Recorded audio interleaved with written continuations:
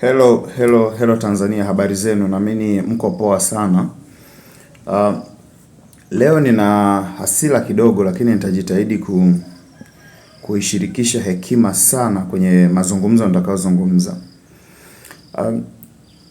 Kuna kitu nimeona ambacho ni kawaida kwa Tanzania. Niliona video sehemu fulani jinsi ambavyo waumini wa kwa Gwajima wanapigwa, ambao ni kitu cha kawaida Tanzania. Watu kuumizwa, watu kupigwa, ni kitu cha kawaida. Yaani tumefika sehemu tumezoea na kuona kama ni kitu cha kawaida. Lakini sasa kitu kisichokuwa cha kawaida ni kwamba ni baada ya kusoma comment ambazo zipo kwenye video ile, comment za Watanzania. Watanzania wanashangilia na kufurahia kwenye comment na kutoa kongole kwa wataalamu wa vipigo wanavyopiga raia wenzao. Kumbuka kwamba hawa watu wanaopigwa pale hawapigwi kwa sababu wapo kwenye maandamano yanayosababisha machafuko nchini. Hawapigwi kwa sababu wapo kwenye mkakati wa kufanya mapinduzi ya nchi. Hawapigwi kwa sababu ni kikundi cha wezi. Ni watu wanaopigwa kwa kosa la kukusanyika kumwabudu Mungu. Eti kwa sababu kanisa lao, kiongozi wao ana mgogoro na serikali. Kwa hiyo mamia yote haya hayatakiwi kuabudu. Kwa hivyo kitendo cha wao kukusanyika kuabudu sehemu wanajua, kwa sababu Biblia yenyewe inasema mkusanyikapo wawili watatu Mungu yuko katikati yenu. Watu wanakusanyika kwa lengo la kuliombea taifa, wanakusanyika kwa ajili ya kufanya ibada. Wanakwenda kupigwa kwa virungu vya kutosha, alafu wa Tanzania kwenye comment wanatoa kongole kwa serikali, wanatoa kongole kwa polisi wanaopiga, wanashangilia kabisa kwenye comment. Watanzania nani amewaroga? Sasa kitu kinachonishangaza ni zile furaha zenu kwenye comment kwamba watu wanapigwa mnafurahi. Hii roho mbaya imetoka wapi? Huu ukatili ambao umeanzia kwa wapigaji mpaka unafika kwa raia umetokea wapi? Mimi niseme kitu kimoja. Na hii niseme labda kwa watu kama akina Heche na akina Lissu ambao wanaonesha uzalendo wa kiasi kikubwa kwa Watanzania wenzao.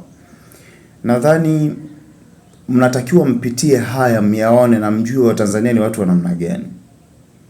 Watanzania ni sawa na dhahabu chafu ambayo inahitaji kupita kwenye moto ili ing'are. Wanahitaji mapito ya miaka 20 ya mateso ili wawe na akili timamu. Kwa sababu wengi ambao nilikuwa napitia comment zao, nilikuwa najaribu kufungua akaunti zao, ni watu wenye maisha fulani ya kati ambayo wana uhakika wa walau milo miwili. Ndo wanaongea maneno haya ya kikatili na kuonyesha jinsi gani hawana upendo, jinsi gani wanachuki kwa Tanzania wenzao, jinsi gani wanafurahia Watanzania wenzao wanavyopigwa wakiwa ibadani.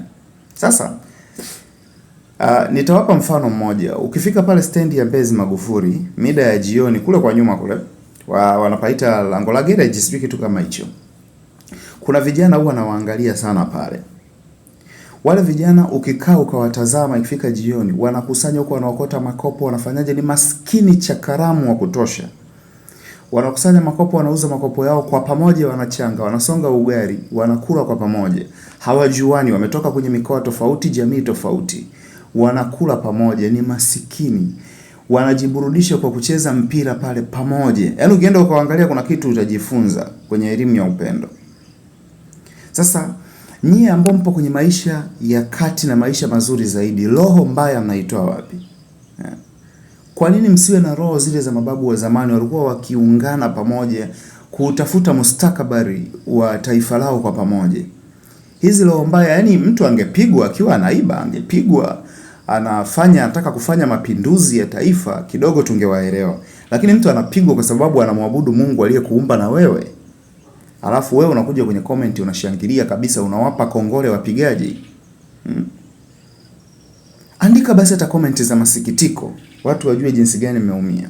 Sasa nawaambia nini akina Heche, akina Lissu? Mimi nadhani hawa Tanzania wanatakiwa kutelekezwa bila kuwa na kelele ya mtu yeyote wa kufanya utetezi. Waachwe tu wapitie moto wa kisawasawa, na ninawaomba viongozi mtakapoingia madarakani, pigeni, pandisheni hata kodi mnavyojua, watu wanyooke. Ninaamini baada ya miaka 10 ya jasho, mateso na damu, watakuja kuwa na akili timamu na hizi roho mbaya ziishi. Inakuwaje unafurahia maumivu ya mwenzako? Inakuwaje? Yaani ni roho ya Mtanzania wa wapi? Bora tu watu waachwe, wateseke, wasurubike, mateso ya kutosha. Hiki kitu nimekiongea kwa uchungu sana. Sitegemei Watanzania kuwa na roho za namna hiyo. Tubadilikeni Watanzania. Tubadilike sana, sio kidogo. Sasa nini naweza nikawashauri waumini wa Josephat Gwajima na Gwajima mwenyewe? Natamani kuona kitu kimoja kutoka kwenu. Natamani, kwa sababu sote tunamuomba Mungu mmoja, madhehebu yote tunamuomba Mungu mmoja.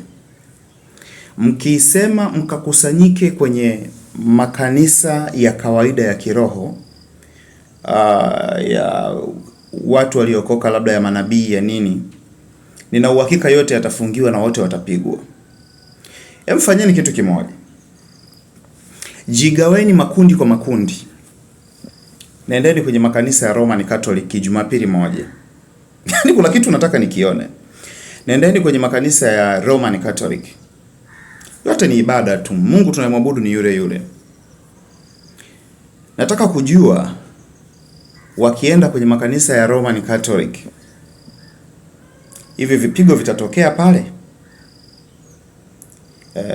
Kwa kipindi hiki kigumu ambacho bado mnapitia cha kesi yenu ambayo bado iko mahakamani, ningewaombeni kama mna nia ya dhati ya kumwabudu Mungu, jigaweni makundi kwa makundi, na watumishi wenu mbalimbali wa makanisa yote yaliyoko Dar es Salaam na nje ya Dar es Salaam, nendeni mkaabudu kwenye makanisa ya Roman Catholic. Ishu sikumwabudu Mungu. Nendeni pale kwa kipindi hiki ambacho bado mnapitia mapito haya. Nataka nione inakuwaje mkienda kwenye kanisa la Roman Catholic. Mungu awabariki sana wa Tanzania, lakini akina Heche niwaambie tu kitu kimoja, majukumu yenu mlioyafanya na Lissu, Mungu tayari kaisha uona uzalendo wenu juu ya taifa hili. Najua moto unaowaka moyoni mwenu juu ya taifa hili, lakini hakuna Watanzania wa kuwatetea. Watanzania wanaojitambua hatuzidi hata laki 5, sijui kama wanazidi, kati ya milioni 63. Sasa kama hivyo ndivyo, mnategemea nini? Tanzania inahitajika elimu ya uzalendo kwa ukubwa sana. Na si elimu ya uzalendo kwa watoto tu, hata kwa viongozi. Viongozi wengi sio wazalendo. Watu wameshagundua kwamba ubunge ni sehemu ya biashara. Naenda kupiga zangu miaka 5 pale, natoka na milioni 270. Ninakula milioni zangu 18, 16 kwa mwezi. Hela za mfuko wa jimbo ninapiga na pita zangu hivyo. Hakuna mwenye ndoto na taifa. Wanawaza ile mishahara na mikopo ya magari milioni 90. Hakuna kitu kingine wanawaza. Na kama vyama vya upinzani ndio hivi vya kina wachumia tumbo, akina nani huyu Zito Zuberi Kabwe, ambao wanashindwa kuunga nguvu ya pamoja kupambania reform, wao wanaamua kujigawa na kwenda kuchukua fomu za kugombea, hamwezi kuja kufanikiwa kuliokoa hili taifa. Taifa hili ili libadilike linatakiwa kupita kwenye mateso ya kutosha. Kila kitu kibinafsishwe. Kila kitu kibinafsishwe. Mtanzania akose pa kupumulia, ndio Watanzania watakapobadilika. Kwa mimi nadhani akina Heche mna elimu kubwa, mna mawazo makubwa. Kwa hiki kinachoendelea, Watanzania wanaanza kupongeza Watanzania wenzao kupigwa. Bora nendeni mkatafute tu maisha huko, mna elimu kubwa, kajitafutieni tu maisha muishi. Haya Tanzania ni majitu ya kutelekezwa. Nchi ichimbwe madini mpaka ibaki mashimo. Watu wapigwe umaskini mpaka watubu. Kwa sababu wa Tanzania kama nilivyosema mwanzo ni kama dhahabu chafu. Wanatakiwa wachomwe. Wachomwe kisawa sawa. Ili akili ziwaingie waweze kubadilika. Kwa sababu haya matakataka mengine yanayojiita makina nani haya, sijui akina Zito, akina nani hawa, ndio wale wale. Mnashindwa kuungana na wenzenu wanaopambania reform. Mnategemea wao uchaguzi nyewe mtafaulu kwa staili gani? Kwa kupewa, kwa kugawiwa? Hakupewa kwa huruma ya mtu. Kwa hiyo mimi naona Tanzania hii ni ya kuacha tu. Bora hata mitandao ya kijamii tutumie kuhubiri hata neno la Mungu. Niwatakie siku njema, Mungu awabariki. Wale wote ambao wanajitambua. Ninaamini hawazidi 500,000 600 wanaojitambua. Mungu awabariki sana.